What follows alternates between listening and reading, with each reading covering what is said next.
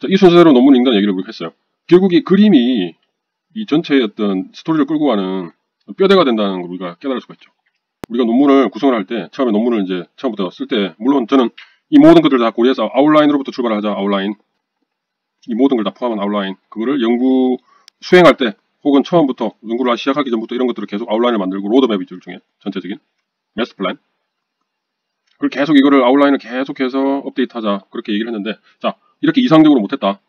그냥 실험을 했고 결론을 내서 이제 논문을 써야 돼. 그러면 이제 이런 아웃라인도 없어. 그럼 어떻게 해야 되냐? 그럴 때는 물론 이건 한 가지 어떤 방법만 있는 건 아니에요. 사람들마다 방법이 여러 가지 다르게 있겠죠. 근데 제가 학생 때 저도 모르게 습득한 방법은 뭐냐면은 결국에는 피규어를 중심으로 논문을 작성하는 거야. 피규어. 먼저 피규어 1 만들어. 어떤 그림이 있든지 뭐가 있든지 하겠죠. 그 다음에 피규어 2를 만들어요. 뭐 이런 그림이 있겠죠. 그 다음 피규어 3 뭐 안에 뭐 패널이 2개가 있을 수도 있고. 그 다음 피규어 4 뭐 전체적인 어떤 스킨 이렇게 와서 이렇게 와서 이렇게 온다. 여기서 뭐 이렇게 오고 이렇게 오고 이렇게 오고 뭐 이런 그림이 있다고 칩시다. 그러니까 예를 들어서 이런 전체 그림을 생각을 해요. 그래서 이 순서대로 결국 리절츠가 가는 거죠. 리절츠가 우리가 말하려고 하는 정보 이 순서대로 가는 거죠. 그러면 이 피규어 1에 해당하는 리절츠가 뭐가 있냐? 뭐 하나가 있을 수도 있고 2개가 있을 수도 있겠죠. 피규어 2에 해당하는 리절츠, 피규어 3에 해당하는 리절츠, 피규어 4에 해당하는 리절츠.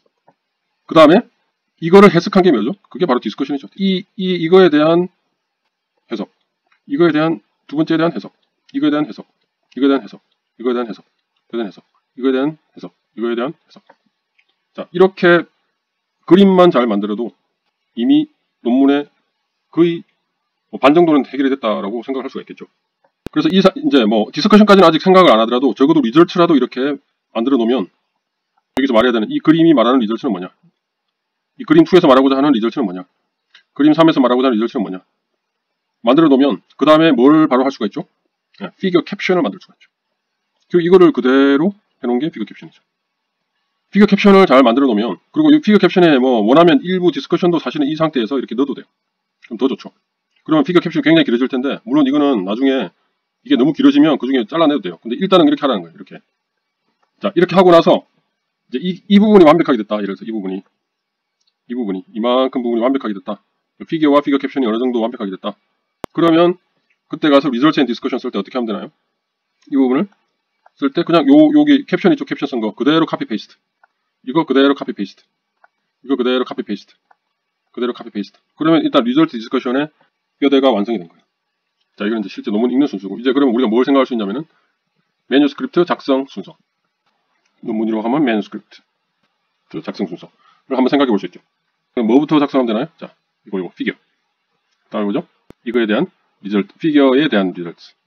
이거는 문장으로 할 필요 없이 개조식으로 하면 되죠. 개조식. 그 다음에 피규어에 대한 각 피규어에 대한 디스커션. 그러니까 여기 리절트 개조식으로 한 각각에 대한 디스커션. 그런 다음에 뭘 하면 되죠? 피규어 캡션. 그런 다음에 이 피규어 캡션 다 오려 붙이면 뭐가 되죠? 리절트 앤 디스커션.